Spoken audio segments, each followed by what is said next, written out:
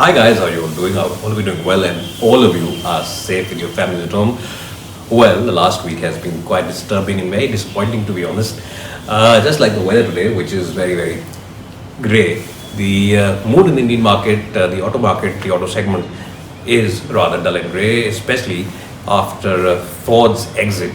Now, Ford has been in India since 95 96 when they launched the Ford Escort.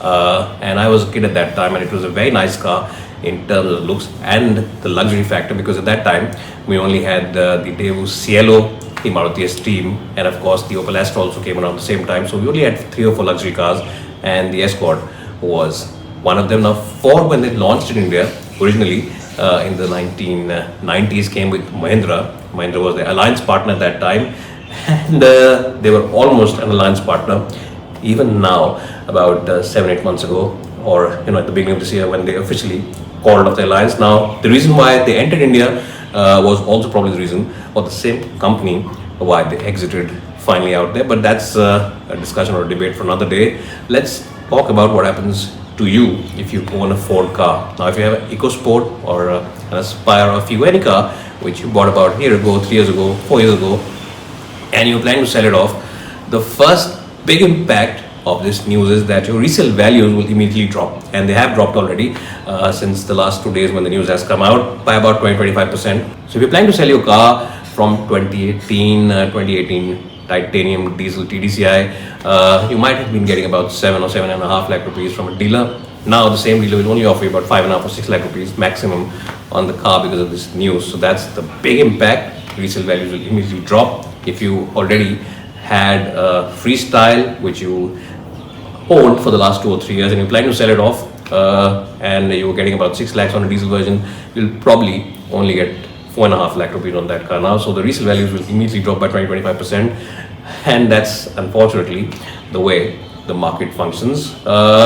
What else is there? What will happen to your spare parts, and how will Ford honor those commitments? Well, Ford is staying in India. They will have their presence over here because they have stopped manufacturing cars, but they will still make engines. Yes, they're still supplying engines to their own international markets, so they will export these engines out of India, and for that reason their vendors, their component suppliers, they're all going to still be part of the Ford family. So what that essentially means is that your components, your after sales and everything else will be taken care of. Now, what will happen to the dealerships? Obviously the dealership will close down. So maybe if you live in a big city or a tier 1 city like Delhi or Mumbai or any other city which is tier 1, and if you, for example, had 4 or 5 dealerships around, it'll probably shrink down to just one dealership now. And if you live in maybe a tier 2 or tier 3 city and you had only one dealership around 50 kilometers, now that range will expand. You'll probably have one dealership around 100 kilometers. So that's the unfortunate part of all this. Now, Ford isn't completely going away. That's the reason that the dealerships will still be there, because they will only sell imported premium cars now from these dealerships. And these cars, the plan right now is to continue selling the Mustang, and also bring in the Mustang Mark E, which is the electric Mustang, which will probably retail for a little more than 1 crore rupees when it comes into India at the end of the year, or maybe early next year. So that's the big plan. Maybe next year they'll bring in Bronco SUV, and maybe after that even the F-150, which is a very popular truck or an SUV out there in the US market. So that might also come into India, but all those plans and details are very sketchy right now. Ford is planning to really wrap up their business over here and get out as best as possible, because Ford claims that they've already lost over $2 billion in India over the last decade or so, which is a lot of money. And just to think of it, 3.5-4 years ago, Ford was launching their new facility, their new plant. They had just come up with a new facility in Gujarat, and they're very proud of it. It's a world-class facility. I had been there, and really fantastic place to be. And unfortunately, all those plans now are shelved, and Ford is exiting India. Now, why are they going out of India? Well, they had a big joint venture announcement a couple of years ago with Mahindra. They were planning to develop a lot of SUVs with Mahindra. About 6 or 7 SUVs were in the plans.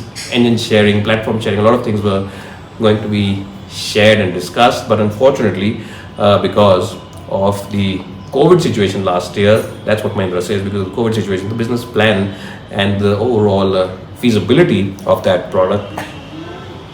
But unfortunately, because of the COVID situation last year, that feasibility of that business plan and the model just wasn't working out for Mahindra. So Mahindra officially decided to call it quits on that plan, and they hadn't officially signed anything. It was just intent that they'd shown both the companies.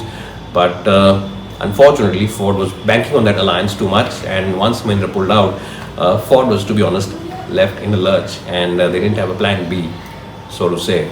So anyways, guys, that's the reason Ford, mostly that's the big reason why Ford had to quit. The other big reason, of course, is that even though they had very good cars, the EcoSport was great to drive, very good for safety and build quality. Unfortunately, it wasn't upgraded the way it should have been upgraded, because last year when Kia came out with the Sonet, it blew away everyone, and the Ford EcoSport suddenly started to look a little old, even though it was great to drive, as I said, and very good for safety and overall safety kit.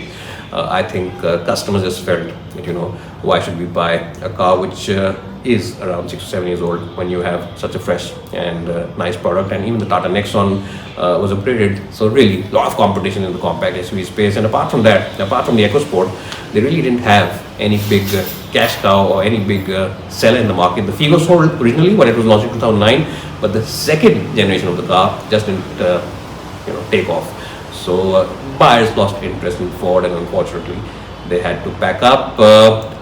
The reason why I've done this video 2 days after the announcement is because I was just collecting my thoughts, because I know a lot of people at Ford, and most of them are very good friends with me. So it's very unfortunate that some of them will lose their jobs. Now Ford, of course, because they're closing down their dealership networks and workshops, they won't be able to support everyone. So a lot of people will lose their jobs, and I empathize with them because 2 years ago, I also lost my job when I was full-time with Auto Portal, and along with 250 other employees, you were asked to leave suddenly.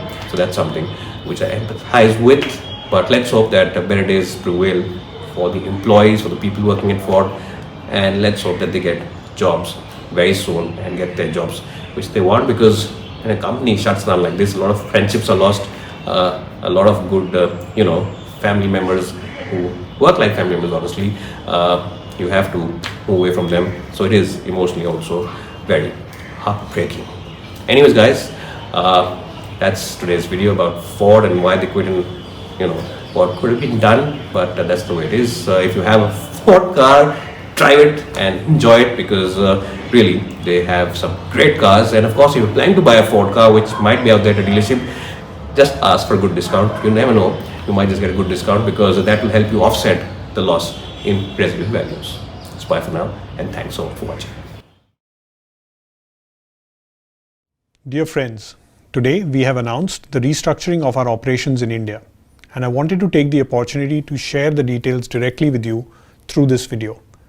This restructuring is in response to increasingly challenging market conditions, including the extended slowdown of India's auto industry, as well as cumulative operating losses of about $2 billion that Ford has incurred against an investment of $2.5 billion over the years. Unfortunately, no matter what we tried or investigated, all our projections show that we will continue to deliver suboptimal returns on shareholder investment. The business change we announced today is designed to create a new asset-light business model which is sustainably profitable longer term. As part of the restructuring, we plan to serve Indian customers with some of the most iconic vehicles from the Ford portfolio, such as the Mustang and Mach-E. We will stop vehicle assembly in Sanand and vehicle and engine manufacturing in Chennai. This means in the time to come, Ford will shift from an existing set of locally produced products to a global portfolio. The sale of our current products such as Figo, Aspire, Freestyle, EcoSport and Endeavour will continue only while we have them in our inventory. Now a message for the existing customers of our vehicles. Ford has a long and proud history and over 1 million customers in India. I want to be clear that we are not leaving and will continue to take care of you like family. We will be working closely with our dealers, all of whom have supported Ford for long, to ensure accessibility of service and spare parts, quality of service with a family wali feeling, competitive cost of ownership, and the honoring of our warranty promise. In the end, I thank you for the trust and seek your support in this transition. The restructuring of our business gives us an opportunity to continue to serve you. I hope this message gave you some context and details of our announcement. You can reach our social channels or customer care if you have any other queries. We will endeavor to provide answers as quickly as we can. My team and I will also find ways to reach out to you in the near future through customer engagements or meeting to address your queries and concerns.